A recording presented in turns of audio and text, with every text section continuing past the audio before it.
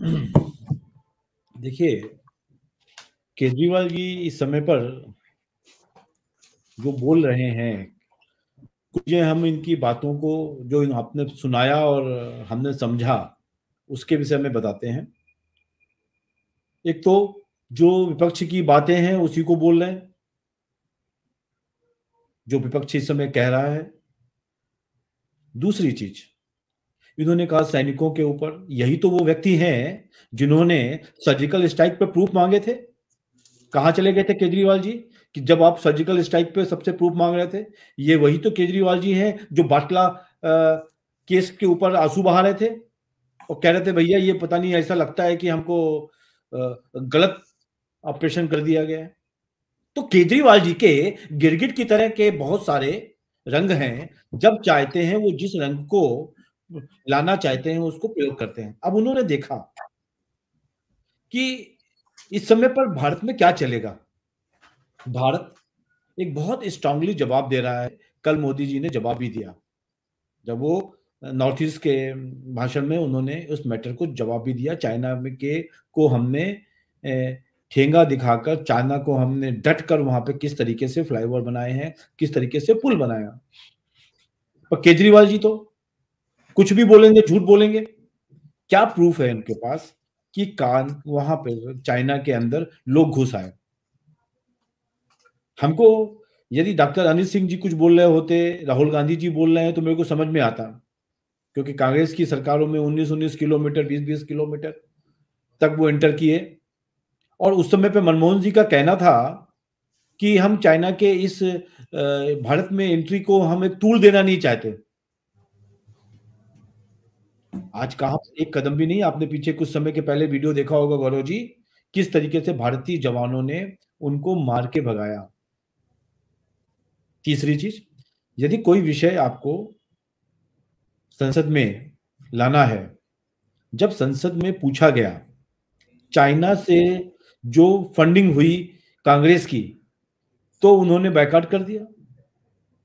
अरे संसद में कोई भी टॉपिक को डिस्कशन करना है, उसका एक तरीका होता है कि आप एप्लीकेशन देंगे, आप नोटिस देंगे, जिस दिन वो आपको बताया जाएगा उस दिन आप उस पर डिबेट करिए।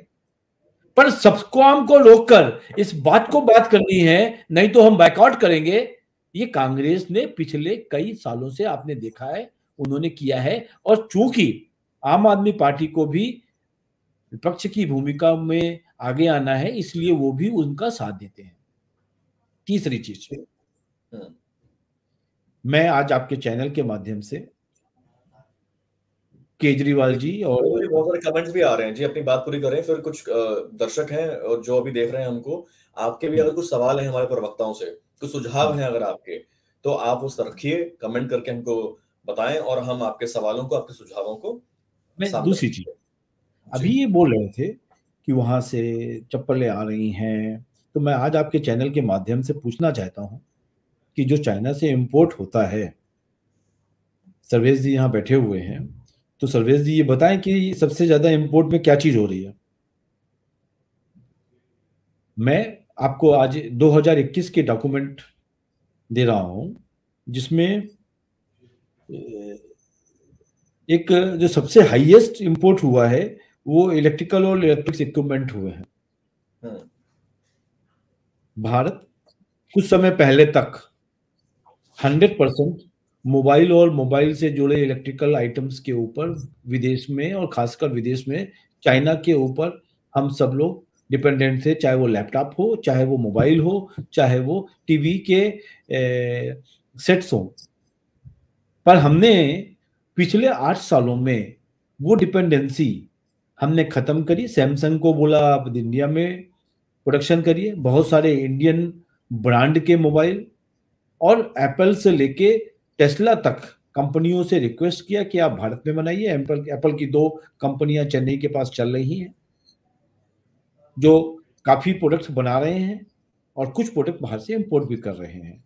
तो जिस में सबसे ज्यादा था, आज 26,000 जो बिलियन डॉलर का जो इंपोर्ट है वो इलेक्ट्रिकल आइटम्स पर है, जो कि पहले 1000 बिलियन डॉलर था, जो 2021 में, मतलब 50% इलेक्ट्रिकल आइटम्स कम। अब ये केजरीवाल नहीं बताएंगे कि भारतीय जनता पार्टी के आने के बाद इलेक्ट्रॉनिक आइटम में 50% से नीचे कमी आ गई, क्योंकि वो ड्रामा और नाटकबाजी करनी है उनको। नंबर 2 पे 18 बिलियन डॉलर्स का जो हमको मेटल मंगाना है, वो मशीनरी, न्यूक्लियर रिएक्टर्स और बॉयलर्स के लिए मंगाते हैं। जो ये बता रहे हैं कि चप्पलें, वो सब मिला के $1 बिलियन का आता है, जो मिसलेनियस केमिकल प्रोडक्ट्स में आता है।